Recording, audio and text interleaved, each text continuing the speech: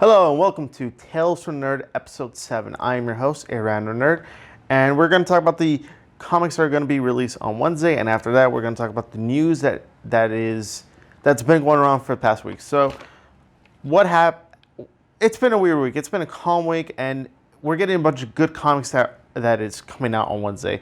One particular, which I'm very hopeful for.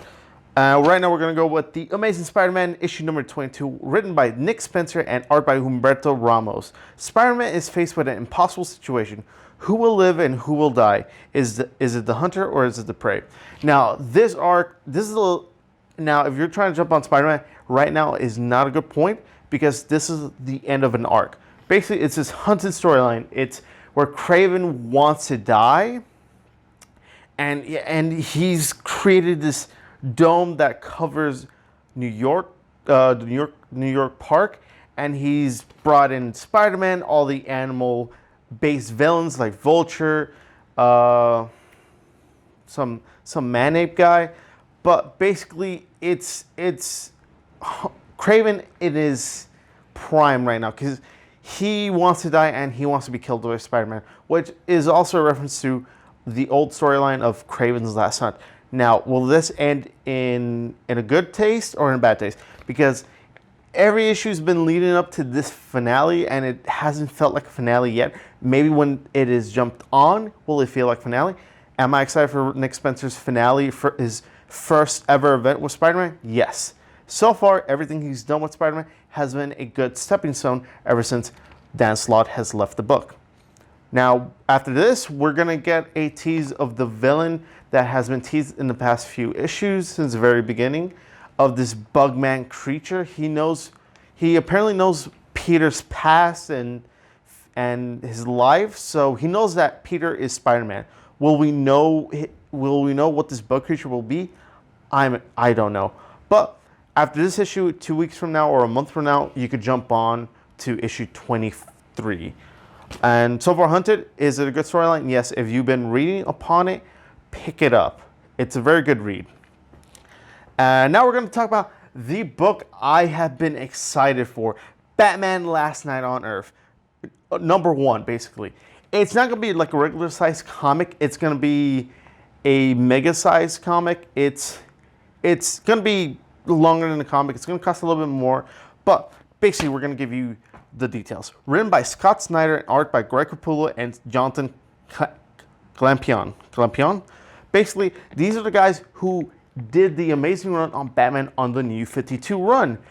They do great work with Batman, and they have this perfect style of horror and story and architecture, because Scott Snyder loves architecture in his books. It's all over Justice League, it's all over the Batman Who Laughs, and it was all over his Batman New 52. Now, this book is crazy. Bruce Wayne wakes up in Arkham and he's never been Batman. He goes on a quest to piece together the mystery of his past and must undo this terrible future and track down the unspeakable force. So, this book basically will conclude this arc with Batman and Joker for Scott Snyder. Basically, this story is Bruce Wayne, Arkham. He was never Batman, and basically he has a jar of Joker. There's a jar and it has Joker's face and it talks to him, and he's walking down a desert. It's a very good art. It has great art because Greg Capullo does great art, and it's very creepy. And then we get a new design of Wonder Woman where she has a shaved head, and she knows about the changes of that future. Now, this is going to be a 3-issue series. I don't know if it'll come out every month or every 2 months, but it is a book you need to grab because Scott Snyder can do Batman and Greg Capullo can do art on Batman, and it's a beautiful book. And it will conclude this arc for Joker and Batman for Scott Snyder. And let me say this. There is a tease of what is to come for this book. Because apparently Jay, or Joker, is his therapist, but also he is also in the jar. But get the book. It's coming out Wednesday. It's going to be a really good read. Now we're going to talk about Black Panther issue number 12, written by Ta-Nehisi Coates and art by Jen Bartel. Now, Black Panther left Earth and discovered an empire bigger than he imagined. We finally learn how he was a slave to the vibranium mines of space. Basically, the past 12 issues have been dealing with Black Panther in space. Now, we never knew where this was in the comics right now, but it is set before the Avengers run. But it basically will answer the questions like, why is Black Panther here, but he's dealing with the Avengers? Why is he here, and he's doing other things with other teammates? What is he doing? So this will answer a bunch of questions, and it will be the final arc for space. This arc has been a bit iffy for me. There's some issues where like, yeah, it's really cool. The space battle, it's like this, and then it's just 2 or 3 issues of talking about spirits and T'Challa, like, T'Challa, you're a king. T'Challa, you're a king.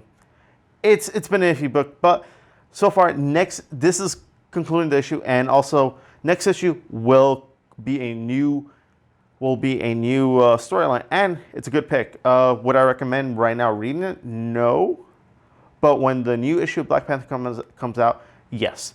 Now it's just ending. So that's it for Black Panther issue 12. Now we're going to talk about Catwoman Annual number 1. Basically, if you don't know what Annual is, basically it's a book where they can't tell this story in the current comic, or it doesn't fit in whatever story arc, so they just put it in an annual. It's just about maybe 2 or 3 short stories put together, or a long story. But it's written by Jolie Jones, art by Elena Casagrande. Selena walks the line of the criminal life, but when she finds herself in a plot of violence and intrigue, she has to make a decision, either to help the police stop the criminals, or help the criminals, but also, not let people die. So far, this storyline, I don't know. It's an annual, so I have to read it. But so far, Jolene Jones knows how to write Catwoman. And it's been an interesting run because she left Bruce Wayne in the altar. This is Selena Kyle that left Bruce because she knows Bruce Wayne has to be Batman, and if he's happy, he can't be Batman. So this is a good story. I wouldn't recommend it right now. If you want to read Catwoman, I guess this is a really good jumping on point. It's just an annual. It doesn't really tie into the current book at the moment. So pick it up at your own request. But I would suggest reading the other 10 issues. Now we're going to talk about Daredevil number 6 by the great Chip Zdarsky. This man knows how to write Daredevil and Spider-Man, and he does a fantastic job.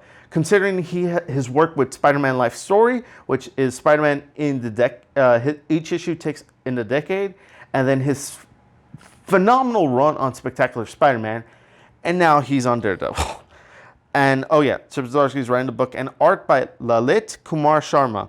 Now, Daredevil has disappeared from Hell's Kitchen, and now real devils come out to play. Now, this is a really good jumping on point at the moment because Matt Murdock has left the persona of Daredevil. He's trying to live his life as Matt Murdock because we learned during his 5-issue arc, he might have killed someone when he was hopped up on painkillers, because after his life and death moment in Man Without Fear, which is also another 5-issue miniseries that happened, it was weekly and it happened back in December.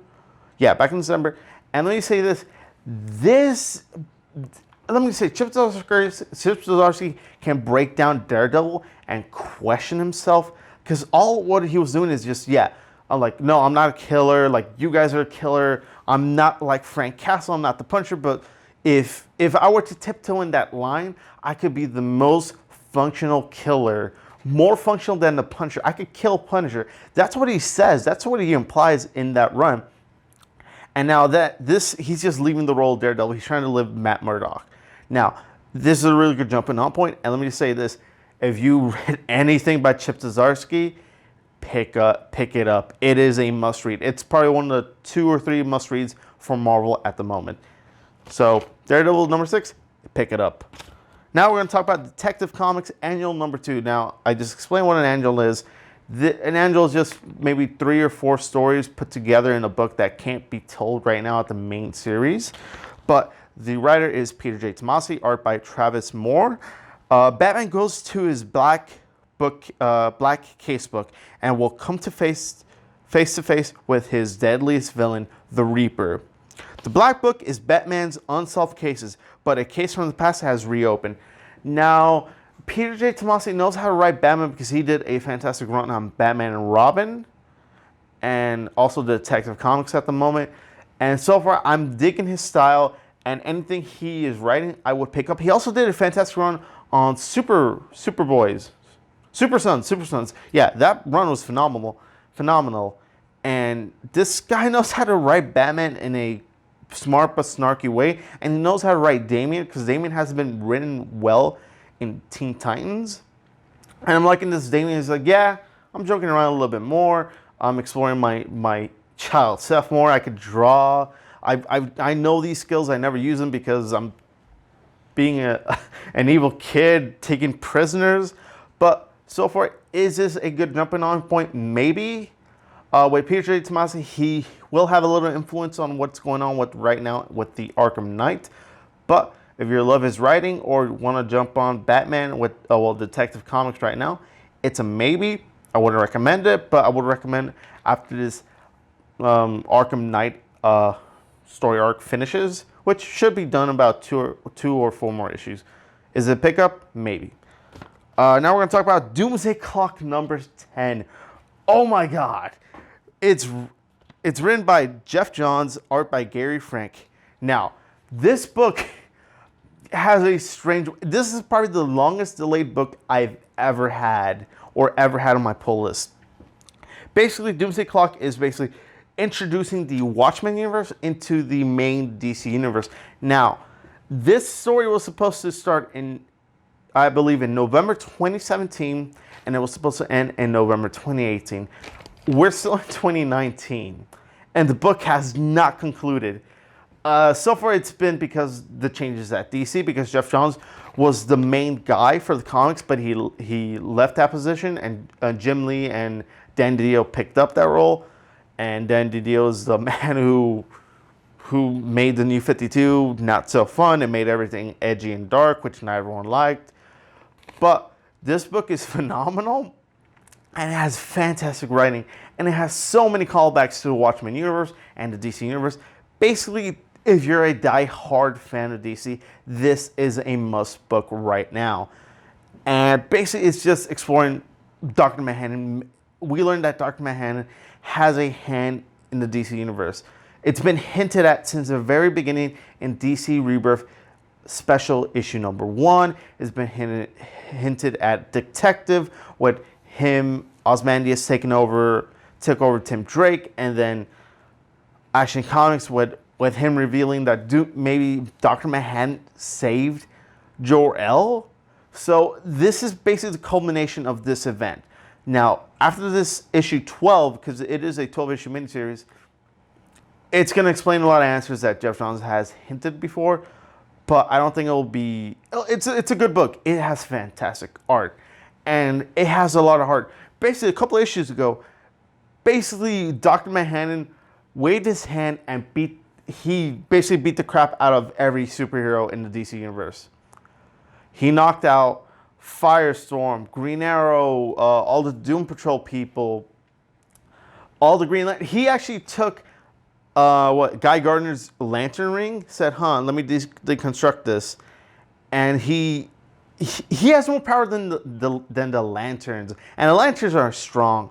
Now, this book is phenomenal. You have to have this on your pull list. Now, it's been delayed for so long. And it's still rumored that it's still being delayed because Gary Frank is still redrawing the art, or Jeff Johns is retooling the story to fit the current DC universe.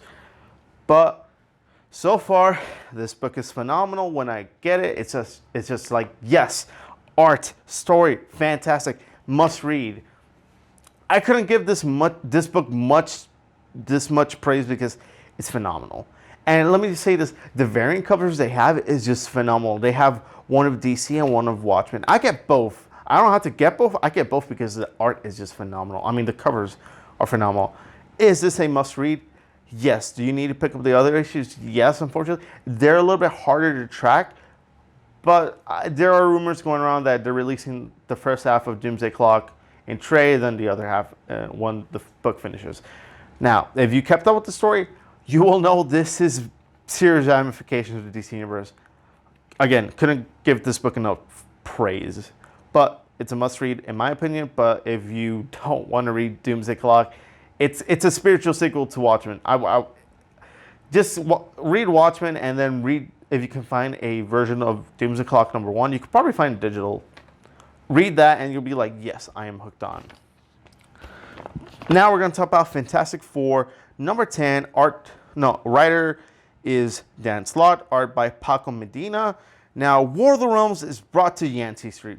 Now, basically, this is a War of the Realms tie-in. If you listened to the podcast before, War of the Realms is basically Malekith has attacked Earth and he's taken over Midgard. Midgard is Earth.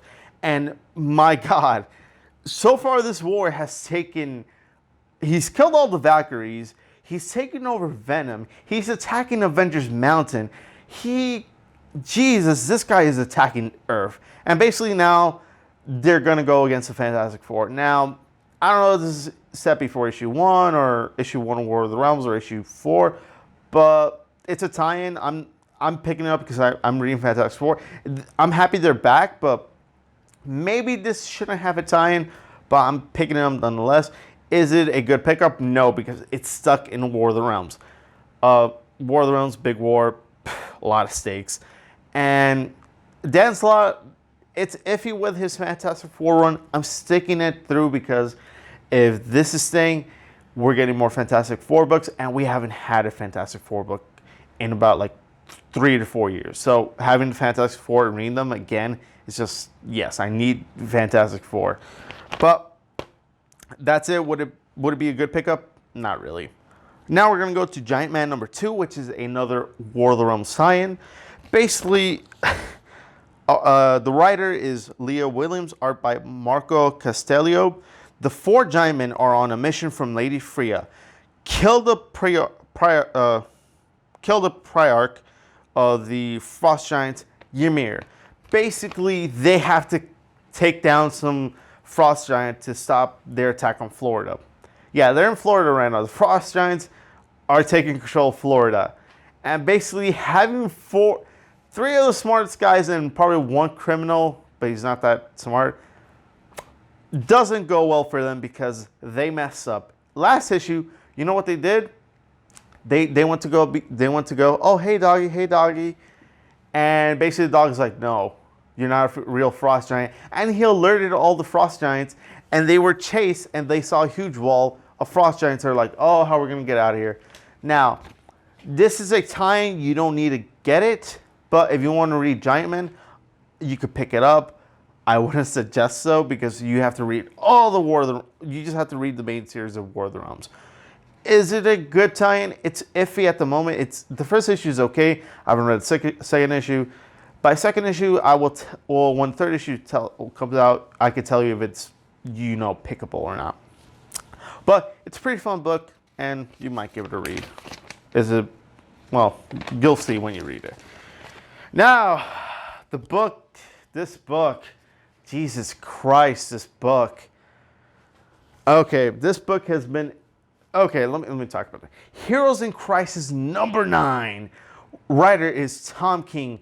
Art by Clayman and Mitch Gerrits. Let me just say this. Without the art of Mitch Gerrits and Clayman, this book would not be as good. The writing is iffy. I stuck it because the art is beautiful, and I wanted to know who killed Wally West? Who killed all these heroes who are suffering from PTSD? Basically, we found out last issue. Well, let me read the premise. The killer of Sanctuary is solved, but can the Trinity move on with helping heroes, or is it going to close shop? Now, basically, with the events of last issue, like I said, we got the reveal who killed Wally West, Roy Harper, aka Arsenal, Lagoon Boy, basically Poison Ivy, and a bunch of other heroes, because there were about like 20 to 30 deaths in that book, in the first issue, basically. And they killed Wally West, which is weird because Wally West, when he was brought back in DC Rebirth Special #1, it was revealed he is the hope for DC. He is the lightning rod to bring back all hope of DC, which is true because ever since he came back, DC books were really good. We had a hopeful Superman. We had a Detective Comics Batman who had a team. He's running a team. And then Batman by Tom King was really good at the time. And we had a ton of phenomenal books. We got Nightwing back in his classic blue and black costume. But ever since Dan DiDio came in and kind of moved things around, we got revealed that Wally West killed everyone out of like, oh yeah, nobody's suffering like I am. I think they're pretending. He couldn't control his speed, and he basically, with his speed and lightning, he killed 20 to 30 heroes. And instead of going to Flash or Batman or Superman saying, oh, this is a mistake, I did a mistake, I couldn't control myself. No, you know what he did? He put VR visors on Harley Quinn and Booster Gold and made them think that either Harley Quinn and Booster Gold killed all the heroes, but it wasn't true. Wally killed the heroes. Now this book has been, oh my God. I'm like, first, why make Wally West a killer? He is not a killer. And having these 8 issues of like going back and forth on like who's the killer, who would be, is it Booster Gold, is it Harley Quinn, is there another force, is there a secret person? No, it's Wally West. Then he goes 5 days into the future, brings himself back, kills himself, puts his body, runs away, copies all the data from Sanctuary, because apparently after you film yourself, after your convention from Sanctuary, it's supposed to be deleted. But Wally West, with his super speed, kind of said, I could copy off the data and let me send it to Lois Lane. And it's weird because, one, he can't time travel right now because right now we got revealed a couple issues ago that that no speedster can time travel because the Flash broke time basically, and Wally can time travel, which is weird because right now that's not what Flash is saying. It's a mess. Hopefully this way it concludes and gives me more answers. Maybe they can bring back all the heroes, because why kill 20 to 30 heroes? Makes no sense with the guy who's supposed to bring hope. Is it a good book? It's iffy. If you love how Tom King writes this book, then yes, but it's iffy. I'm reading because it's what's going on. I really want to know who the killer was, but now that I know, I'm kind of disappointed. But is it a pickable book? No. Okay, now we're gonna go to my favorite book from Marvel, The Immortal Hulk. It's on issue 18. And what's funny, it got its 5th reprint on issue 1. You know how it's not that hard to get, it's pretty hard to get a 5th printing of your issue number 1. That's how good this book is. Now, the writer is Al Ewing, art by Joe Bennett, which, oh my God, those two working together, phenomenal. War has been declared on Bruce Banner by the Shadow Base. The monster who never dies returns to hate and destroy, but it's not the Immortal Hulk. Now, this book is just a good horror book for Hulk. Basically, Hulk is the monster. He is the Immortal Hulk. This Hulk cannot die. He got shot down by the Avengers. His body was put in jars.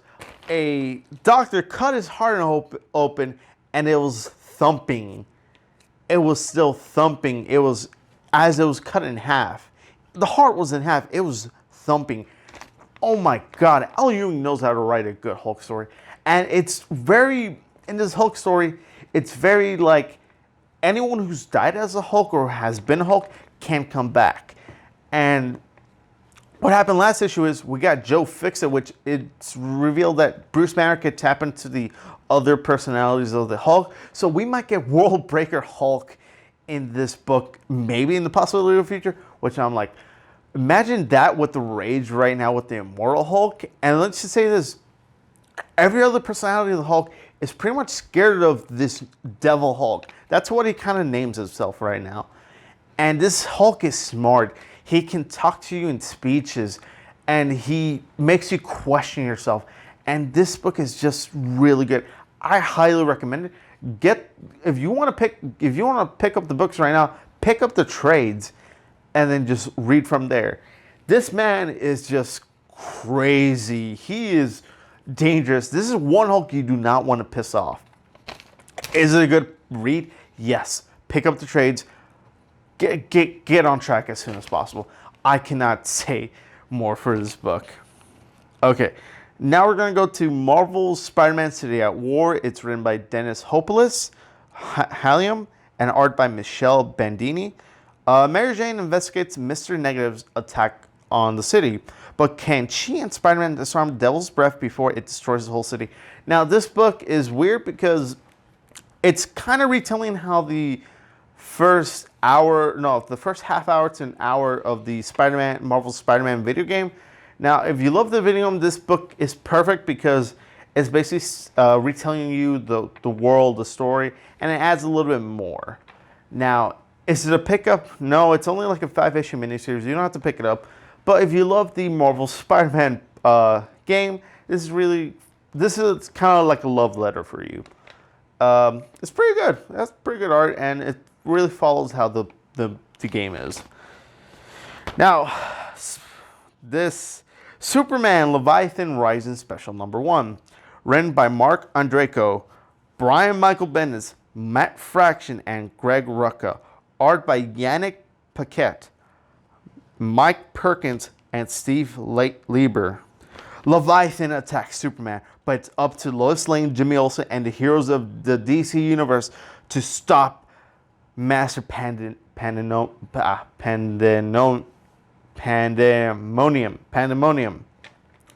Now, this is iffy because it's written by, what, 1, 2, 3, 4 people. No, wait, yeah. 1, 2, 3, 4. It's written by 4 people and drawn by 4 people.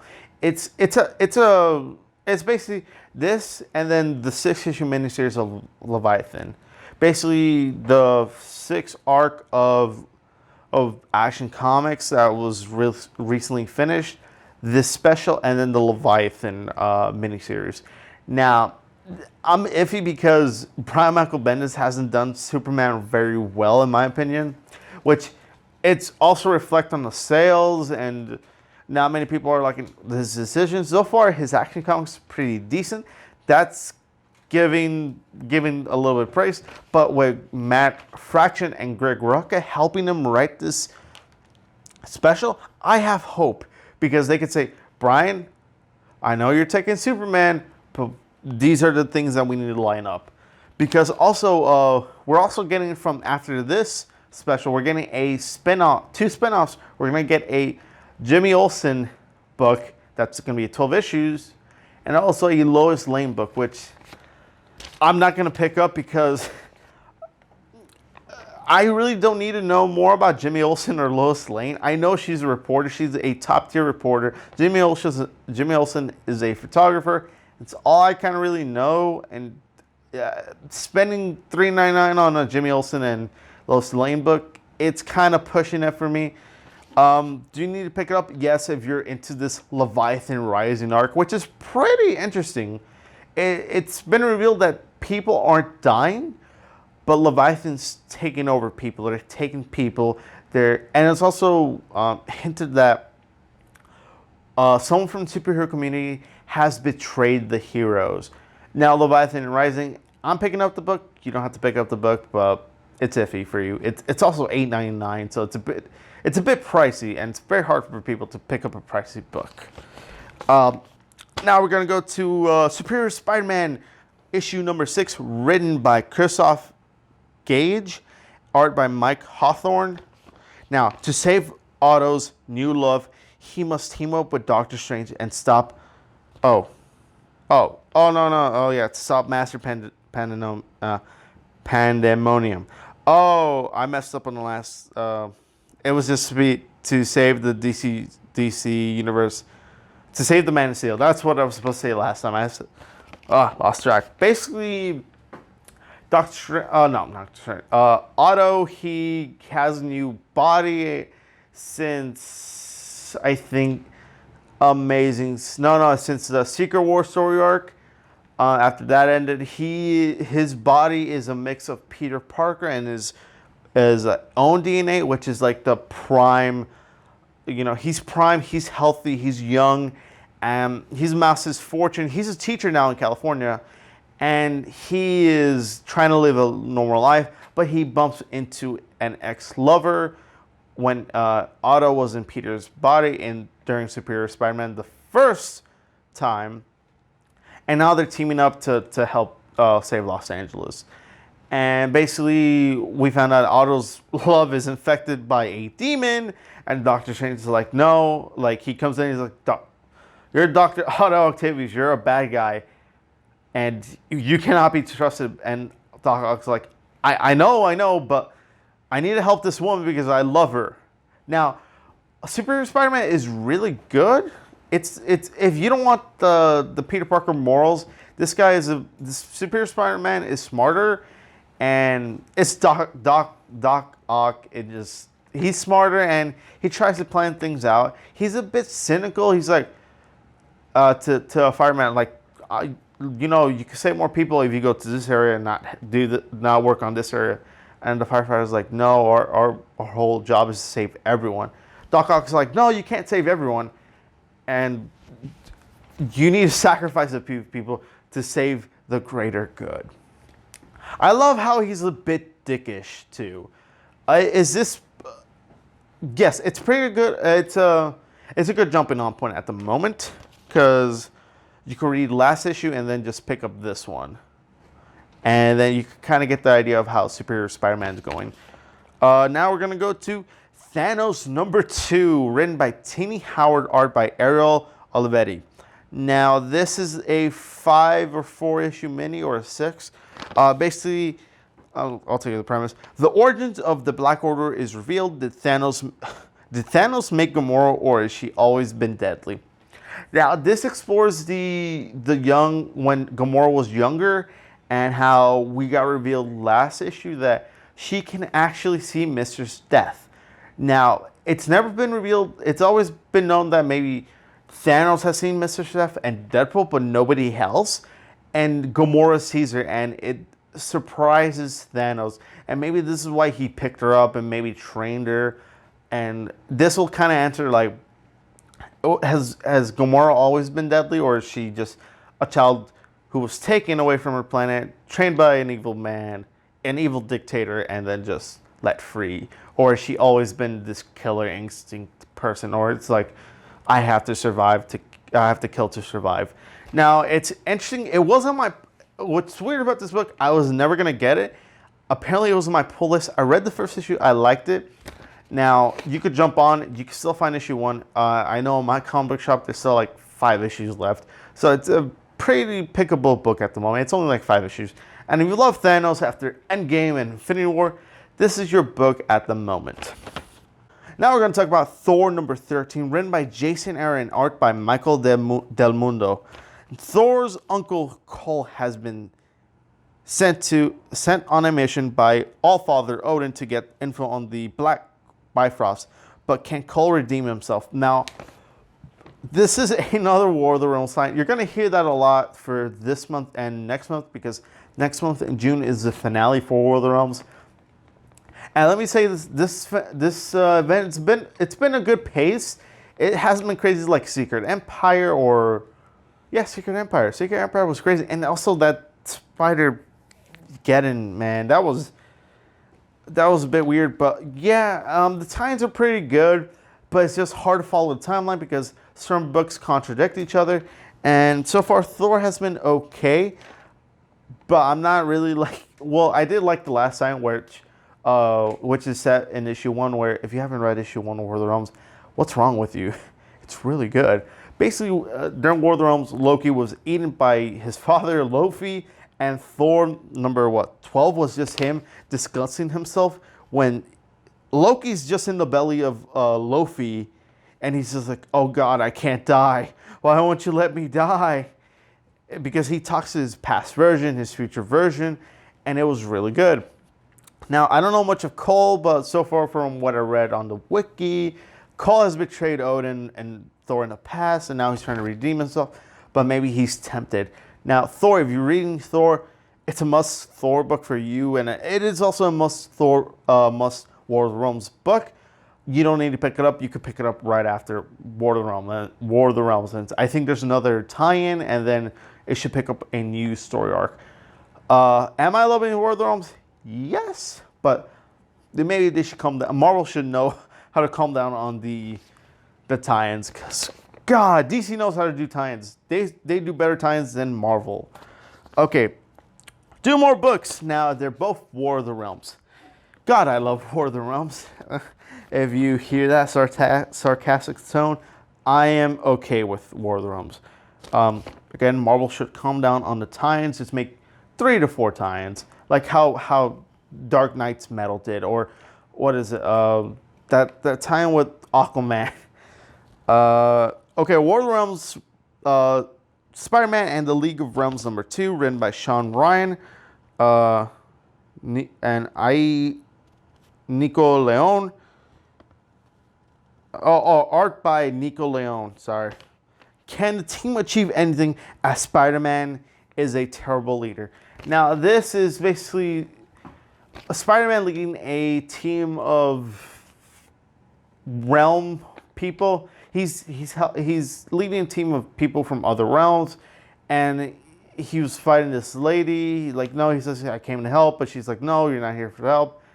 And this is iffy. It's only 3 issues, and I was like, okay, I think the Spider-Man's been pretty good, but I'm not really digging the sign. I wouldn't recommend it for you at the moment, but if you want more Spider-Man, I guess this is your book. It's been a crazy 2 months for Spider-Man. Spider-Man has a lot of books. Let me just say this. They have like 6 to 8 books being released at the moment. Again, it's iffy for you. You don't have to pick it up, but it's okay. Now, this is a good time. War of the Realms, War Scrolls #2, written by Jason Aaron and Devin Grayson. Art by Paul Davidson and Andrea Sorrentino. Daredevil watches Malekith lay waste to the realms, and Doctor Strange casts a spell that will cost him dearly.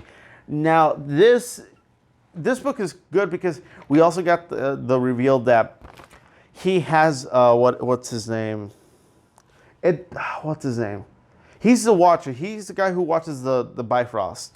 Heimdall. He's Heimdall right now, and he has the powers of a god at the moment.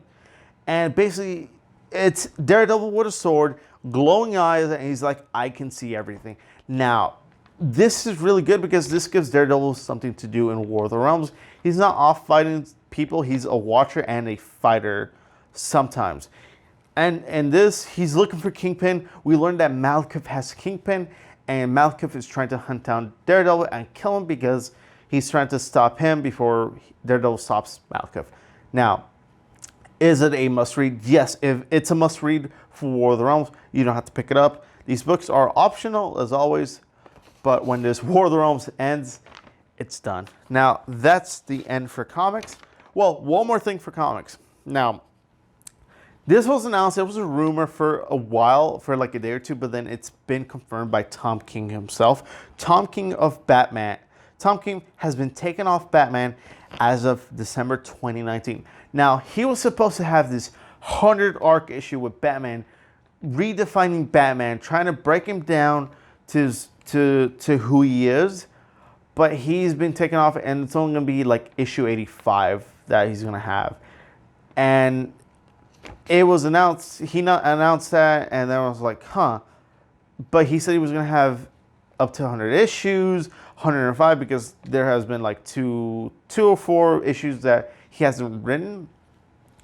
And people are like, but Tom King should finish. I'm loving his Batman run. And other people are like, yes, his Batman run has been terrible. And to me, if you want to know my opinion on Tom King's Batman run, it's been iffy. It's been iffy. After the wedding fiasco, it's been a hit or miss. I did love when he questioned himself during that cold case or cold days where he says, why do you people trust Batman so much? Why do you trust Batman's word? You should question him. You should ask him questions. Basically, it was Bruce Wayne saying, don't trust me. I'm not the end-all, see-all thing. And then apparently Bane is controlling everything. It's been weird. But I did love the early work with him and him kind of just saying Batman's trying to push himself to the limits. He's trying to kill himself. But then he's trying to build a relationship with Selena Kyle. They were supposed to get married. And after that, it's just been hits. It's been very emissive. After the 7-issue, 8-issue Nightmare story arc, it's been like, there was one issue where it was just art. There was no talking. That was a waste of $3.99. It was a good art book, but here's the thing. I'm expecting a Batman book that has writing and art, not just art. That's kind of what ticked me off, but again, it's iffy with his run, but he's also now writing a Batman Catwoman 12-issue mini book with Clayman. Now, see, this is where Tom King excels in. He can write 12-issue miniseries. He wrote a Fantastic Vision 12-issue miniseries. He wrote a, what is it? Oh, I forgot. It was just released too. Crap. Basically, he knows how to write 12. I think you should, his power set is basically just writing 12-issue miniseries. I don't think he can do a 100 arc or a 50 arc book. I think he's well suited as a 12 arc book, 12 writer book. But yeah, he got removed from Batman. Now we're gonna get a new writer for Batman, which is weird because it has to pick up everything after Tom King did. Tom King has wrecked Batman. He's just broken him down to an emotional level. But I'm pretty excited what Tom King will do with Batman and Catwoman. I think it's just them trying to get back together, or it's going to be will they or won't they, or it'll be like a mystery. One of those, hopefully. Now, this is exciting. The Invisible Man movie has a 2020 release, and it's dated March 13th. Now, the director is Leigh Whannell, and then the two actors that have been so far confirmed is Elizabeth Moss and Storm Reed, and it will have a lower budget. This is weird because Johnny Depp was originally supposed to play the Invisible Man in the Dark Universe after The Mummy was released, but since The Mummy flopped, and Johnny Depp has been in controversies recently, he's been kicked off as Captain Jack in the Pirates of the Caribbean, and so far I think they're trying to we're going to do an Invisible Man, but without Johnny Depp, and it's going to have a lower budget, so we don't have to pay him as much. We could get someone else to do his scenes, to do Invisible Man. I might see it, but here's one movie I'm really excited for the Dark Universe, The Creature from the Black Lagoon. That is my favorite horror creature from the classics. The Mummy, iffy. I love the Brendan Fraser ones. Those are good. But I want The Creature from the Black Lagoon. I love The Creature from the Black Lagoon. It's probably one of my favorite films. That and, yeah, it's Creature from Black Lagoon. I love it. I love classic horror movies. You cannot really beat the cheesy but horror tone that they have. But Invisible Man, I'll wait till I see a trailer and then I'll decide. It's iffy at this point. And now we're going to talk about probably one of the things I'm excited for. Once Upon a Time in Hollywood got a new trailer. It has Leonardo DiCaprio and Brad Pitt. Now, Quentin Tarantino movies are good. He's directing this film, and nobody can match his style. He can do horror. He can do action. He can do emotion. The man can do everything. He hasn't had a bad film. Look at his filmography. He hasn't had a bad film. Kill Bill 2, Pulp Fiction, Django Unchained, Hateful Eight, and now this movie's coming out. I know he has more, but the man can direct and write a film, and he's just a good director. And he said, I'm only gonna do 10 great films. He says I'm trying to get a 10 great film arc. Now I'm excited for this film. I will see it when it comes out in theaters, and it's probably gonna be the summer hit. Now, do you love Quentin Tarantino's movies? Tell me. Now, okay, now we're going to talk about, we got the first look of Swamp Thing and the Swamp Thing's costume, and it looks really good. The show is going to have a horror feel to it, and it's coming May 31st. Now, Swamp Thing, I don't know much about him. but it looks really good. And they said they're not going to do CGI Swamp Thing, maybe for some certain scenes, but let's just say the Swamp Thing in the costume is good. And it's going to be direct, and I think James Wan is doing the first episode. He's on Aquaman, he's on The Conjuring, he knows how to do horror films. So with him and doing the Swamp Thing TV show on the DC Universe, I think is a good step in the direction, because after Doom Patrol, oh my God, Doom Patrol was good. That was a sleeper hit. I didn't know anything about Doom Patrol. I saw the show, I was like, I love it. And they're having a book coming out this summer, and I'm really excited. So, Swamp Thing, oh, I'm excited. Now, we're going to talk about Terminator. The Dark Fate trailer has been released. The director is Tim Miller, and actor is Linda Hamilton, returns as Sarah Connor. The new Terminators will be played by Gabriel Luna and Mackenzie Davis. Now, Gabriel Luna, I will see the film maybe for Gabriel Luna, because he did a fantastic Robbie Reyes in Agents of S.H.I.E.L.D., and he's getting his own show as Ghost Rider in Hulu. And then we also, that's different, that's a different universe. And we also get an old Arnold. Now, I didn't like the first minute of it. It didn't look really good. Maybe they had to fix up the CGI a little bit more. It looked like a PS2 cutscene or a PS4 cutscene. It looked very video game-ish, and it didn't win me over. I did like that they knocked on a door and Arnold's like, they dragged me back in one more time. I'm contracted to these films. I don't want to do these films anymore. Arnold, he loves the attention he gets from Terminator, but they haven't been good. Genesis was okay, Salvation was okay. What was the third one? Terminator 3 was okay. They haven't been good as Terminator 1 and 2.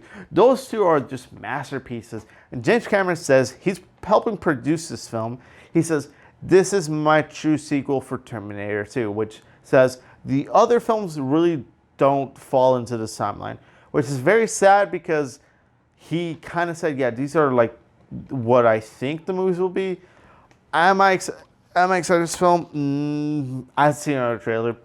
But it's coming out November 1st, 2019. Iffy. I'm iffy on that movie.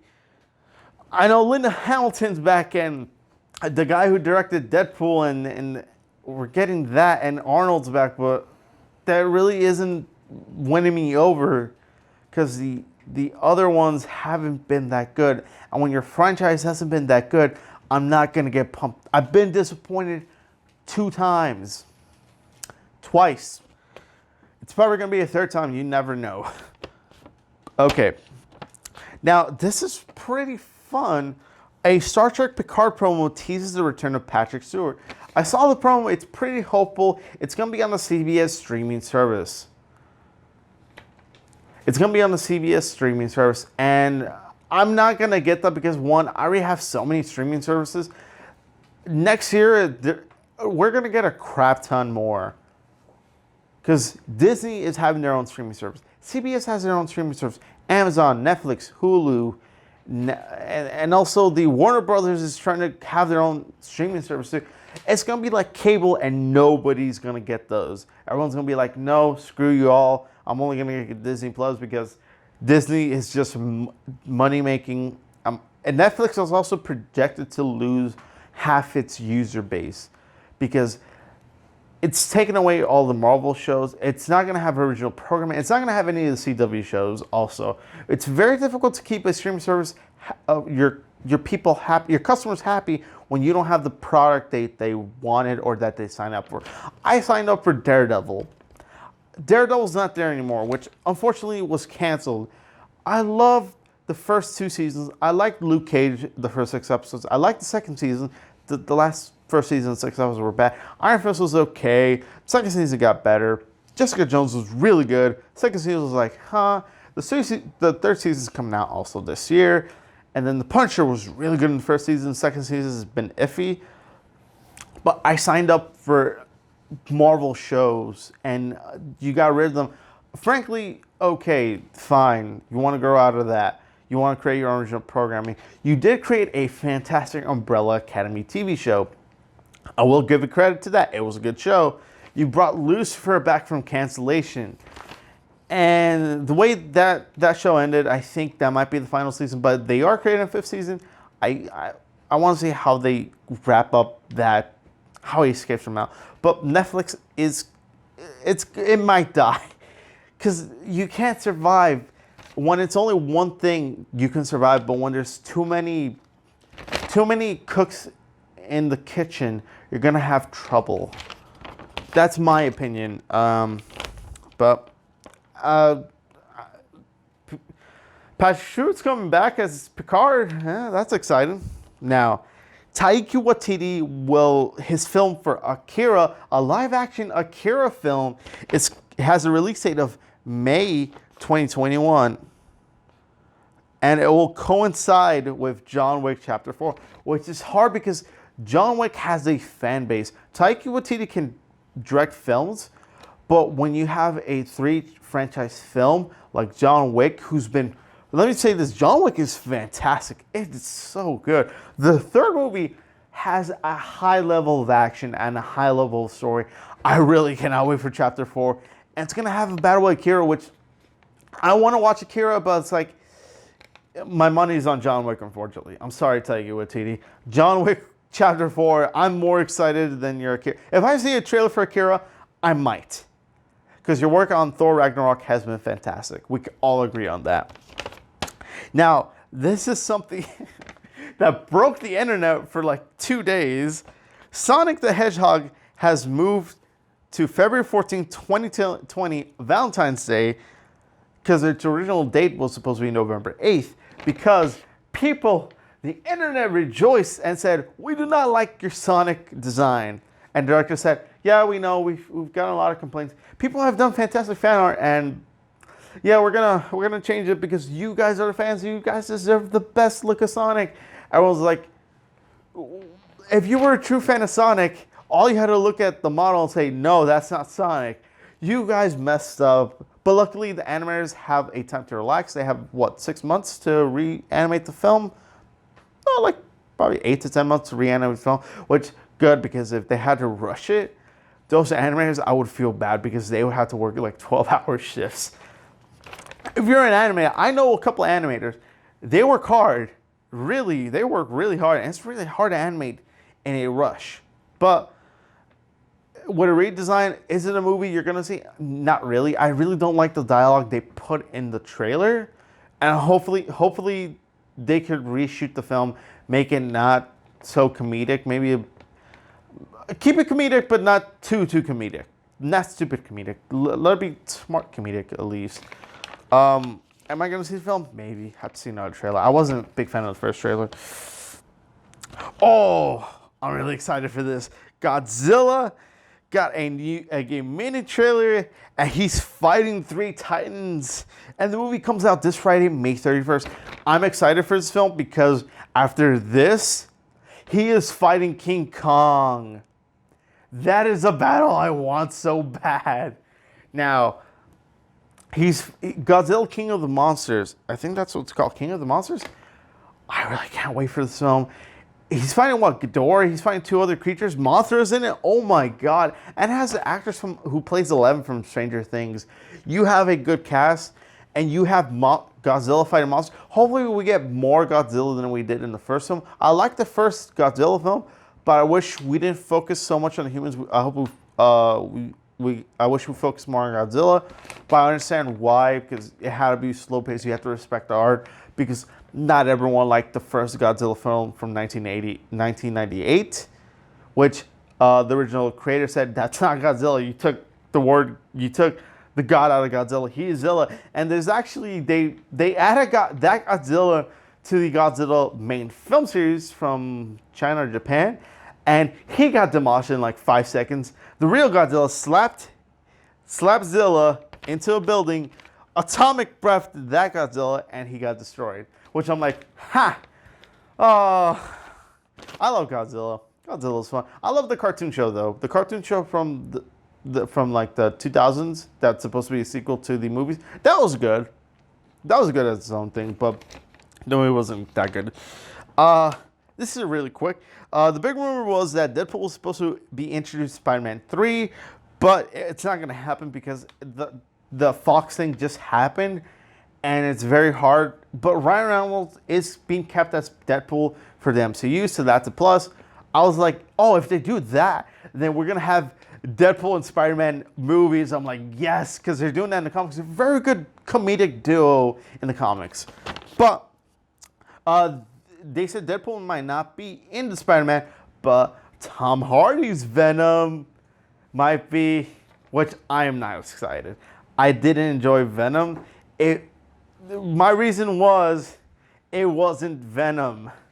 I mean, I like the parts where he talks with Eddie, but the movie as a whole wasn't that well. He is sweating, and he doesn't really make really good human decisions, and the bad guy was so bland. He was like, oh, I'm the bad guy for just bad guy reasons. And then the final fight scene didn't make any sense. There were two blobs, and in the trailer it looked like, oh yeah, it's two different creatures, but in the movie it was just two black blobs just fighting against each other. I was like, very disappointing. And then Venom is killing Eddie, but then at the end of the movie, it's not killing Eddie. And then possibly the worst choice for Carnage, Woody Harrelson, Earl E. Jones, the guy who played Rorschach, and he played Freddy Krueger in the Freddy Krueger remake. He would have been a good Cletus Cassidy. Hell, he would have been fantastic. He has a crazy voice. He has that energy. He's an old man, but that man can act scary. Just watch Watchmen, Rorschach fight scene. That's all you need for Carnage. That's all you needed. They should have casted that. God, that would have been a good Carnage. Oh, that would have been fantastic. Oh, that would have been fantastic. Sorry, I needed to ramble that. I didn't enjoy Venom. The design's okay. As a movie as a whole, no. The Venom part, yes. Movie, not so much. Now, the big rumor for the Disney Plus WandaVision show is that Wanda will tap into her reality warping powers like in the comics. So she's going to go full power, full like Omega power, which we did get a hint of, spoiler, Endgame. We did get a hint of her powers in Endgame. And let me say this, I'm really excited for these Disney Plus TV shows. They're going to be about 6 episodes each in like 30 to 40 minutes, that's what they said. Now, it's going to be set in the MCU, so there's going to be some ramifications for both. And this is going to let Elizabeth Olsen play her character more than her like 10 to 20 minutes she gets in all the films. So I'm really excited for that. And it's just a rumor, but I'm really hoping she does well. She's a really good actress, and this is, I think, a good stepping stone for Marvel to have a more connective tissue, because the other shows really aren't connected. Even though they said a couple years ago everything's connected, it really wasn't. Agents of S.H.I.E.L.D., what they're doing right now, really, they don't mention it in the MCU. What happened in Netflix shows really don't get mentioned. Also with the Inhuman show that was there and that got canceled was never mentioned. So these shows from Disney Plus will be mentioned. So hopefully a more connected universe and the TV shows. But moving on, rumor that DC will make a Booster Gold film has been in talks. Let me say this, I want a Booster Gold film, but I know it's not going to have a good demographic. Booster Gold is a character from the future who goes in the past, and he says he's a hero, and he has future tech, and he's not really a good guy. He's a good guy, but basically his suit is just stolen tech from different eras of time. And it's like, he's like, no, I created my own super suit, and then it's just him picking off, ooh, this is good. Ooh, this is good for my suit. It's like, yeah. He has a cool blue and gold suit, though. He has a fantastic friendship with a Blue Beetle, which they're like, we're comedy bros, we're fun bros, and I really want that for a Booster Gold film, but I know it's not gonna happen. It's been in talk for 3 years. It ain't gonna happen. Like that Cyborg and Green Lantern films, which are supposed to come out next year or 2020 or 2021, it ain't gonna happen. No principal photography, and no director, and no writer. That's all I gotta say. It's just a rumor, but would I like a Booster Gold film? Yes, but it ain't gonna happen. This is funny. Harrison Ford came out of his house. He says, nobody can be Indiana Jones but him. He says, when he's gone, the character is gone. And he said, oh yeah, Chris Pine can't play me. Which is funny because he's supposed to talk about Chris Pratt, because originally Disney was eyeing him for the role of Indiana Jones, but I'm guessing Harrison Ford has pulled. He says, nah, let Indiana Jones retire. Let my character retire. If you let me do his finger thing. Like, if you bring him back, I'm gonna be pissed. Would I like another Indiana Jones film? Yes. It's been in talks for like since 2009, after the Kingdom of the Crystal Skull. I doubt it's gonna happen. A sequel that's taken 10 years has been in talks. It's gone. Like Avatar, for God knows reason. It's having like 4 different sequels. It's been over 10 years. I'm not gonna see Avatar 2. James Cameron says, oh, it's gonna be the best film ever. Dude, you've taken over 10 years. It's not gonna reach money as you thought it would. But here's the last of info for the week. Aladdin hits #1 with an estimated 110 million since the 4-day weekend. But the film costs 183. Will it gain back its money? Because remember, film studios, to get a sequel or to earn it back, you have to earn double. Now, this 4-day weekend kind of helped because you could bring kids to bring Aladdin. Did I see Aladdin? Not really. It wasn't my jam. Because Disney has, technically, Disney is fighting against itself. It had Dumbo, it had Captain Marvel, it had Avengers, Endgame. Now it has Aladdin. That's 4 films. Yeah, that's 4 films in a 2-month span. That's really kind of difficult for them to earn money when you're kind of over flooding the market. Also, we're gonna have a live-action Lion King movie as well this year. So you already have 5 properties coming out. Spider-Man is not owned by Disney at the moment, so it's not gonna count, but it is part of the MCU. I'm saying you have 5 movies coming out. You're flooding the gate way too much. Have 3 or 4 come out, not 5. You're just wasting your money at that point. And also, Dumbo didn't even earn. I don't think it even earned all its money back. But that's it for the week. Thank you for listening and thank you for watching. I hope you enjoy. I would say happy Memorial Day, but I'm recording this on Monday. I won't be uploading on Tuesday, but I hope everyone has a good week, and I hope to see you next week. Bye-bye.